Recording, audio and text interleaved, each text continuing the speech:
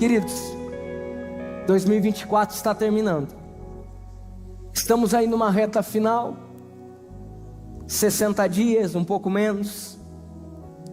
Mas você há de concordar comigo que lá no final de 2023 você parou, você pegou um papel e uma caneta na sua mão, você fez ali um propósito de oração, tirou um tempo para entender em Deus aquilo que Deus tinha para a sua vida em 2024. Alguns eu preciso reconhecer que talvez não buscaram entender em Deus, mas foram inclinados por uma voz interior que no momento você nem entendia muito bem, mas fez com que você colocasse ali alguns alvos para 2024. Sabe, entenda que Deus, Ele tem um plano para a nossa vida, amém? Deus, Ele tem um plano para mim e para você. E Ele estabeleceu algo, uma vontade da parte dEle, um plano da parte dEle, para mim e para a sua vida em 2024. Ou seja, esse dia 4 de novembro de 2024, ele não é qualquer dia, ele é um dia que faz parte de um plano da parte do Senhor para mim e para a sua vida. Ou seja, eu e você precisamos entender que para este dia, Deus estabeleceu algo. Nós precisamos entender que não é mais um dia, não, é o dia que o Senhor fez. Aleluia, é o dia que o Senhor fez. Amanhã quando você abrir os teus olhos, no dia 5 de novembro, quando você estiver ali se arrumando para ir para o trabalho, entenda que não é mais um dia na sua vida, é o dia que o Senhor fez. E se o Senhor fez e você está respirando, é porque a graça dele te alcançou, a misericórdia se renovou e a possibilidade de viver aquilo que ele estabeleceu existe. Por isso nós temos que entender que se 2024 ainda não terminou, aquilo que Deus estabeleceu para 2024 é sobre o dia 1º de janeiro ao dia 31 de dezembro. Pastor, o que você está querendo dizer? Eu estou querendo dizer que ainda há tempo de você viver tudo que o Senhor tem preparado para a sua vida. Ainda há tempo de você viver o melhor ano da sua vida. Não, você não está entendendo. Ainda há tempo de você viver todas as promessas do Senhor para você. Ainda há tempo de você viver as promessas do Senhor para sua casa. Tem alguém para receber essa palavra? Ainda há tempo de você viver as promessas do Senhor para o seu ministério. Ainda há tempo de você viver as palavras do Senhor para os seus negócios. Ainda há tempo de você viver ainda há tempo de você contemplar o seu marido num culto com você aqui na igreja, a sua família com você aqui na igreja, os teus filhos com você aqui na igreja. Ainda há tempo. Quem está comigo aqui? Por isso eu e você precisamos entender que se Deus tem um plano, e ainda há tempo, pastor João, para vivermos o plano de Deus em 2024, existem algumas coisas que eu e você precisamos estar atento, como por exemplo, o nosso movimento, as nossas atitudes não são pela lógica, as nossas atitudes são pela fé. E eu te provo isso. Porque se fosse pela lógica, começo do ano você não tinha no planejamento estar na igreja. Mas pela fé, Deus já havia estabelecido que em 2024 seria o ano da sua virada. Que em 2024 seria o ano onde você seria fisgado. Em 2024 você começou de uma forma, mas está indo de outra. Sabe por quê? Porque Deus tinha um plano para a sua vida. Começo de 2024 não tinha o planejamento de eu ir embora. Final de 2024 as coisas mudam. Mudam no meu campo natural. Mas quando eu entendo que eu não me movo pelo natural, eu me movo pela fé. Pela fé tudo já está preparado. Pela fé tudo já está estabelecido. Pela fé tudo já está pronto. A sua próxima estação já está preparada. A sua próxima estação já está pronta. Deus está dando direcionamento para homens de negócios aqui essa noite, que precisam se movimentar pela fé. Dê o passo pela fé, porque se é pela fé que as coisas vão acontecer. Deus tinha uma promessa, Deus tinha uma palavra para o povo que havia sido resgatado das mãos do faraó. Pois bem, agora eles estão vivendo uma palavra, estão rumo a uma promessa, tem um mar fechado ali na frente. E tem muita gente que é assim. Você se move por uma palavra, você toma decisões por uma palavra, mas de repente o mar está fechado, a porta está fechada. Só que quem vive pela fé entende que a porta não vai abrir para você andar, você vai dar o passo e o mar abre.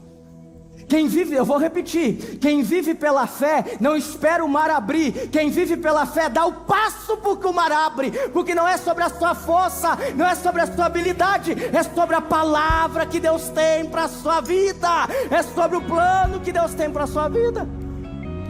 Porque a gente tem palavra, a gente tem promessa, mas fica esperando o sobrenatural acontecer. Entenda, dá o passo no natural para provocar o sobrenatural. Quem está comigo aqui essa noite? Quem está comigo aqui essa noite? Deus está falando coisas ao seu coração, para que você tenha um movimento de fé, para que você ande pela palavra que Deus tem para a sua vida. Eu já contei essa história aqui antes, mas alguns anos atrás, quando eu e a Karen descobrimos que seríamos pais, foi numa segunda-feira. Olha que coincidência, foi numa segunda-feira. Estávamos em casa, tínhamos uma palavra que seríamos pais. A Karen já havia feito dezenas de testes, nada apontava a gravidez. Ultrassom, nada apontava a gravidez. Um belo dia, numa segunda-feira, estou lá na frente do sofá, assistindo Chapecoense e São Paulo. Chapecoense é um mistério. Assistindo Chapecoense e São Paulo. De repente a Karen saiu. Você sabe, você é homem, que essas horas você fica cego, você não vê o que está acontecendo na visão periférica. Você está ali de boa no seu momento. Quem está comigo aqui? Eu estava ali assistindo de boa, tranquilão. Eu não estava atento ao que a Karen estava fazendo, mas de repente ela veio assim: amor, vem cá. Aí eu saí da frente da TV, fui no quarto. Ela estava no banheiro do nosso quarto e falou assim: amor, deu positivo, Dani, deu positivo. Por favor, eu já vou me desculpar aqui para minha aparente insensibilidade momentânea. A gente já tinha feito muito teste, já tinha criado muita expectativa. Então quando ela me falou: Cris, eu tô grávida, eu olhei para ela e falei assim: é sério? Eu falei assim: sim. Amanhã nós fizemos o exame de sangue e saí.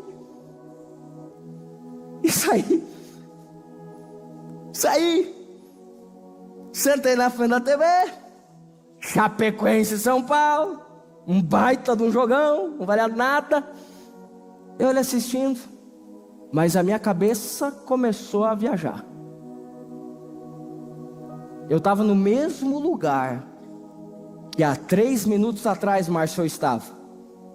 Eu estava no mesmo lugar, era o mesmo sofá, era a mesma TV, Léo, era o mesmo canal, só que a minha cabeça, William, não era a mesma. Eu comecei a pensar que a partir daquele momento eu tinha que comprar um carrinho de bebê, mas não podia ser qualquer carrinho, porque ele ia abrigar o meu filho, a minha filha. Nós não sabíamos ainda, o sexo acabaram de saber que eu ia ser pai. Não podia ser qualquer carrinho, tinha que ser um carrinho seguro, porque era o meu filho, a minha filha que iria estar ali.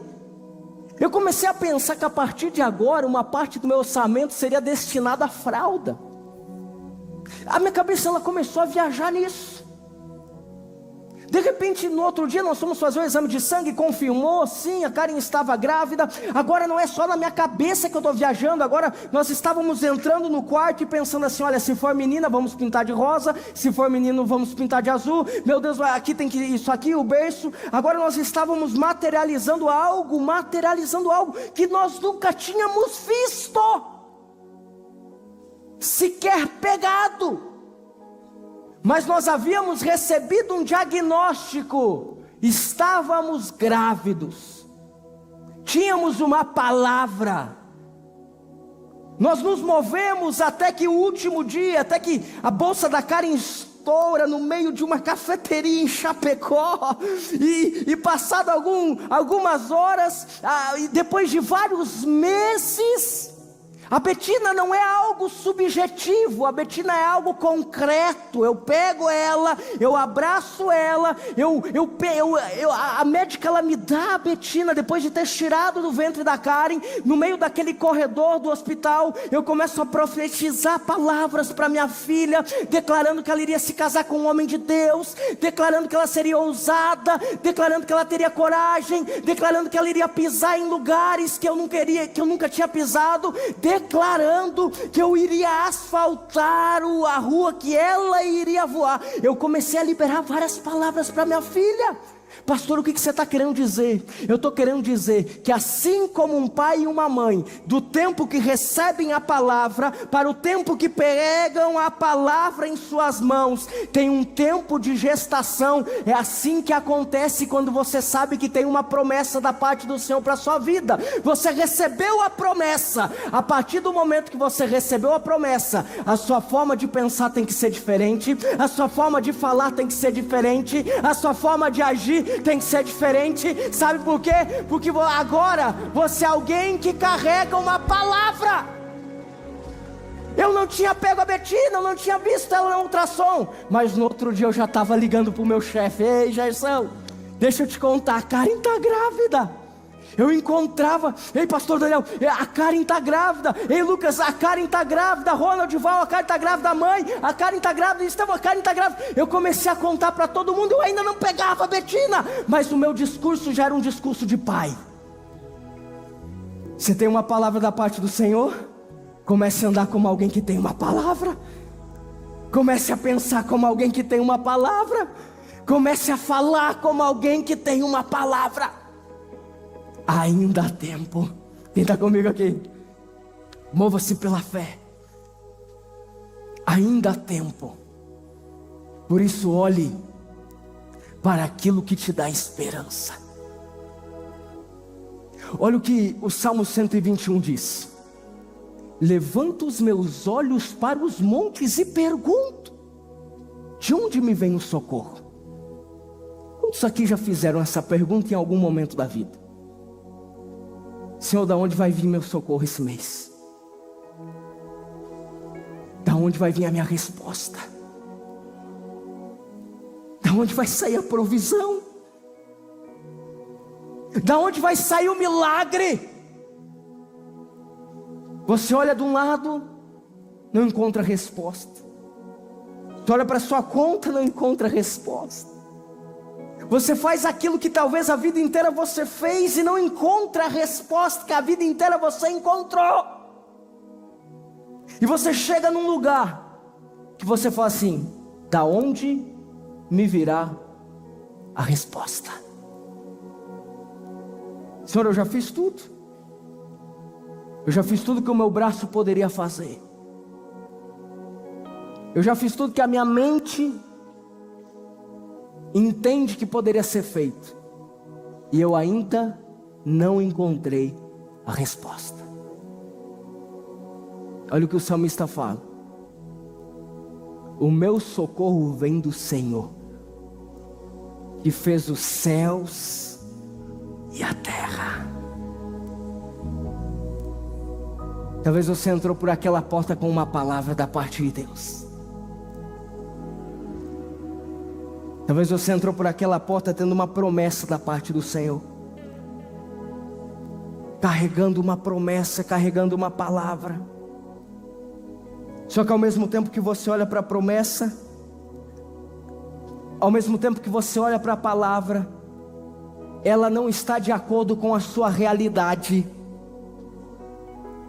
A Bíblia fala que Eliseu recebeu um quarto como oferta, feito por um casal. Esse casal constrói um quarto para o profeta. Esse homem, ele fica constrangido com tamanha bondade, pede para que o seu servo identifique algo que ele poderia fazer para retribuir tamanha bondade. O servo, passado um tempo de pesquisa, volta e fala para o seu senhor: olha, eles não têm filhos. Então Eliseu, em uma tentativa de retribuição, de um gesto de bondade, chama o casal e então libera uma palavra profética na vida daquele casal. E a palavra era a seguinte: ei, na altura de 365 dias, ou seja, daqui mais ou menos um ano, vocês estarão segurando em seus braços uma criança. O que Eliseu fez com boa intenção, mas não sabia, é que aquele assunto mexia com a alma daquela mulher. Aquele assunto tocava o mais íntimo daquela mulher. Porque ao invés de choro de alegria, ao invés de abraço de gratidão, Eliseu recebe dedada na cara. Dedada na cara, porque quando ele fala isso para aquela mulher, ela fala assim: ei, não mexe nesse assunto, não toca nessa ferida.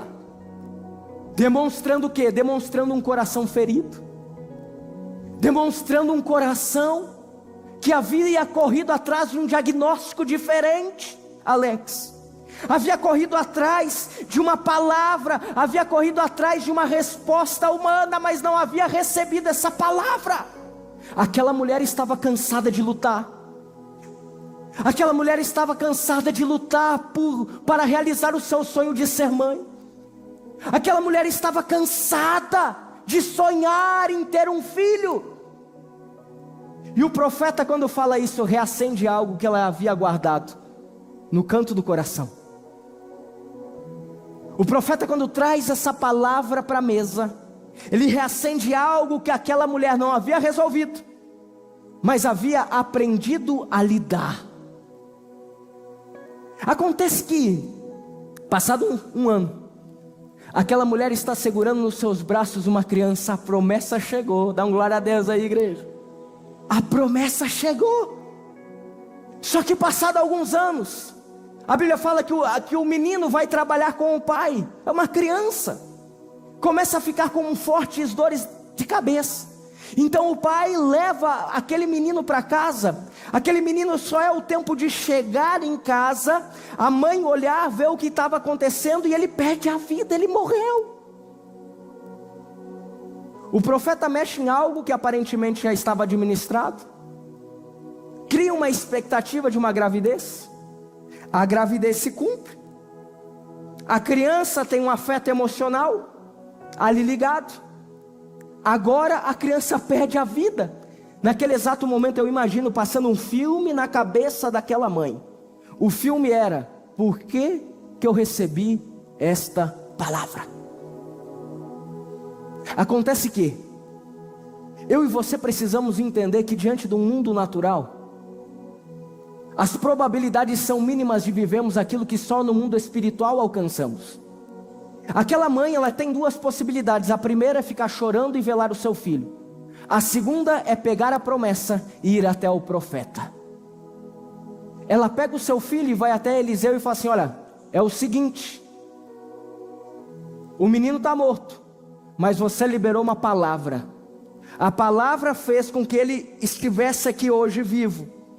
Ele perdeu a vida, mas é o seguinte, a promessa não morre, a promessa não acaba. Ei, eu estou aqui para liberar uma palavra da parte de Deus para a sua vida. Ande como alguém que tem esperança no céu. Ande como alguém que se move pelo céu. Ande como alguém que sabe aquilo que Deus tem para a sua vida. Sabe por quê? Porque a sua esperança está no alto, num Deus todo-poderoso que fez os céus e a terra. A terra está falando que não tem como, mas o céu está falando que vai, filho, dá o passo que o mar vai abrir.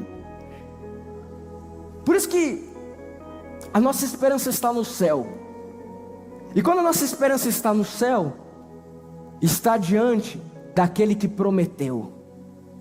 Tem muito dilema que nós carregamos hoje, que é fruto de posicionamentos passados rumo à promessa de Deus. E é engraçado que eu na minha vida, eu faço esse exercício. Às vezes eu estou diante de um dilema.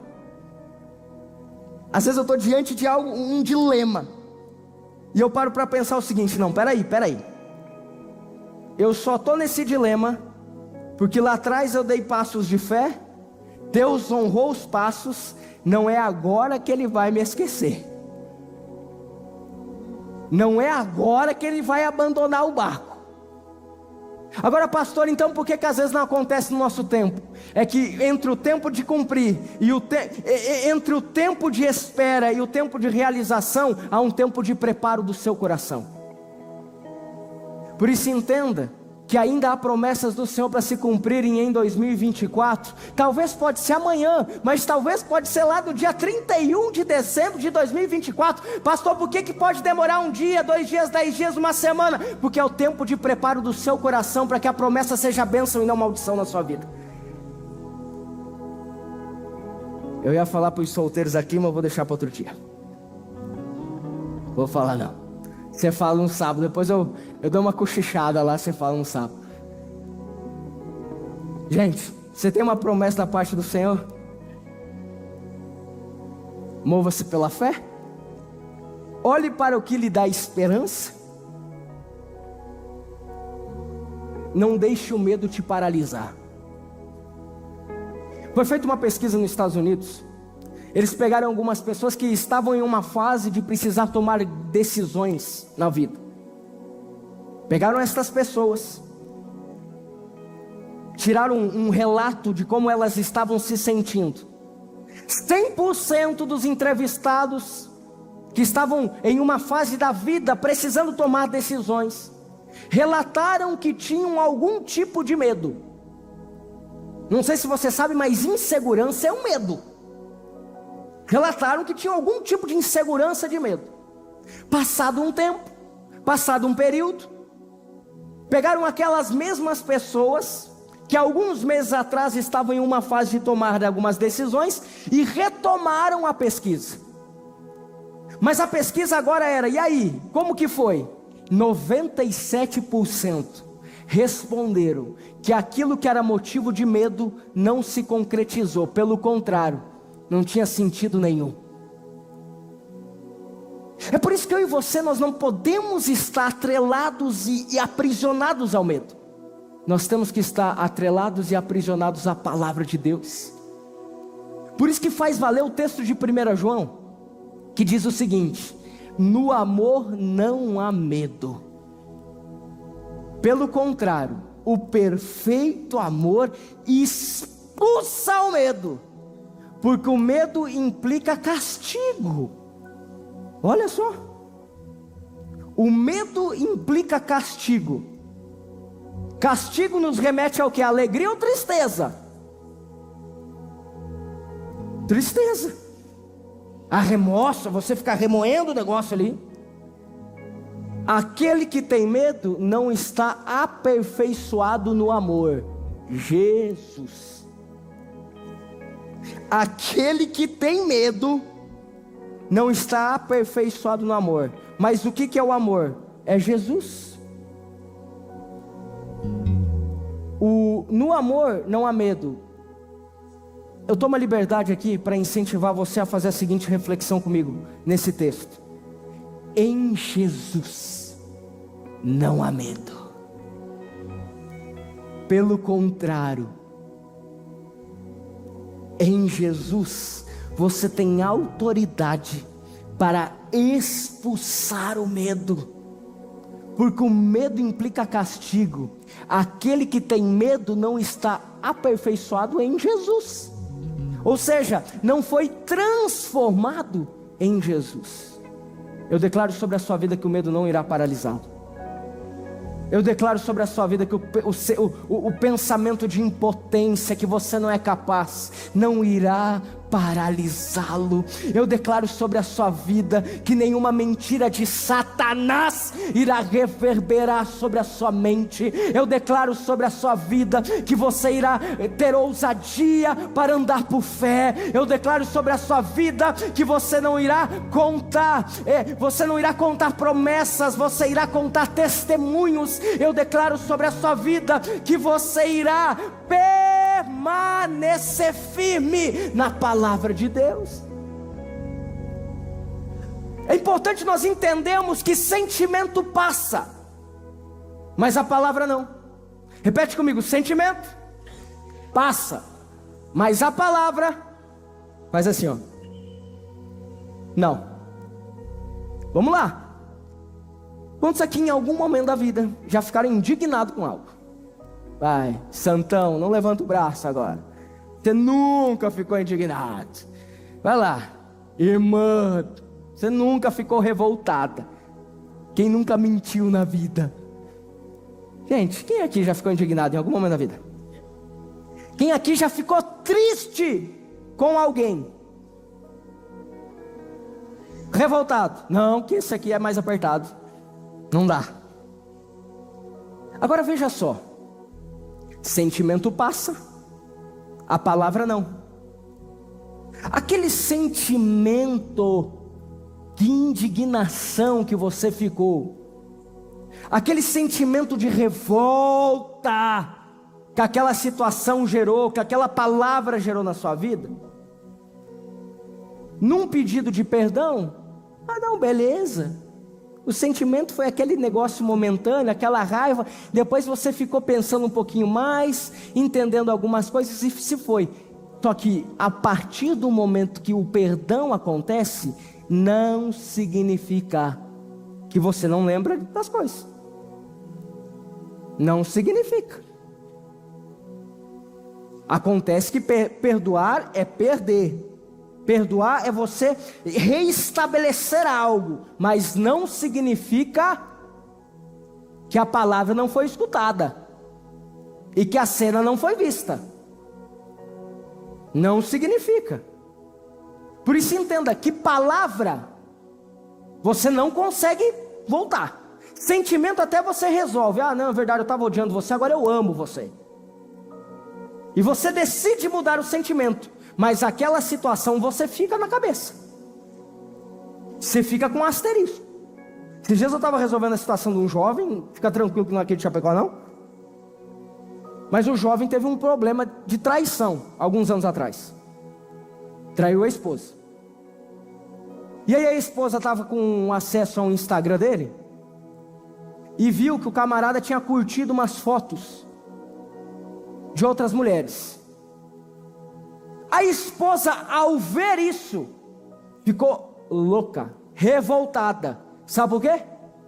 Porque trouxe um gatilho na mente dela, de um fato que ela havia presenciado um tempo atrás. O curtir não significava a concretização do ato, mas foi um gatilho para algo que ela já tinha visto e escutado um tempo atrás. Preste atenção, você não se move por sentimento, porque o sentimento bom passa. Hoje você está alegre, ai meu Deus do céu, mas às vezes você recebe uma notícia no seu WhatsApp. Agora tu está saindo do culto, você recebeu uma notícia, toda aquela alegria se vai por e um sentimento de tristeza toma conta de você. Sentimento passa. Do contrário, da mesma forma. Agora uma palavra não. Eu e você, nós temos que nos mover em Deus, não por sentimentalismo, mas por uma palavra. Imagina Noé, igreja. Noé recebeu a palavra de construir uma arca. Ele começa a construção da arca. No outro dia a arca está pronta. Passado 10 anos a arca está pronta. Passado 50 anos a arca está pronta. 100 anos a arca está pronta. 108 anos. Passados 108 anos, a arca está pronta. Pergunto a você, se a motivação de Noé havia sido um sentimentalismo, um arrepio quando Deus falou, você acha que ele tinha ficado 10 décadas, quase 11, construindo algo que ele nunca havia visto função para aquilo? Por que você acha que Abraão é o pai da fé? Porque ele acredita em uma palavra, em um tempo que não havia parâmetro para aquela palavra. Por isso que Abraão é o pai da fé. Homens que se moveram por uma palavra e não por um sentimento. Sentimento passa, mas a palavra de Deus fica. Você não recebeu simplesmente um arrepio. Você não se move pelas lágrimas que caem do seu olho. Você se move pela palavra de Deus no seu coração.